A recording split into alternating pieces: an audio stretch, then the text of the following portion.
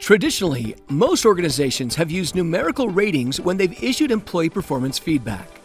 But recently, some organizations have eliminated numerical ratings from their performance appraisals in favor of narrative-based ratings. So should organizations embrace the recent trend of eliminating ratings from their performance appraisals? And which is better and when? Narrative-based reviews or numerical ones? By conducting 4 different experiments and interviews with HRM experts, researchers found that of all forms of feedback, narrative-only feedback was generally perceived as the fairest form of critique and could lead to more motivation and better outcomes for employees and employers. In general, researchers found that employees dislike purely numerical evaluations.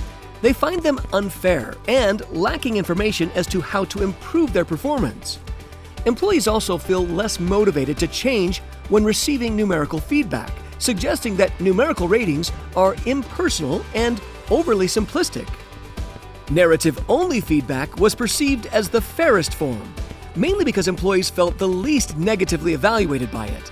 Employees were happier to see their strengths and weaknesses listed in paragraph or bullet form, and felt as if they performed better overall.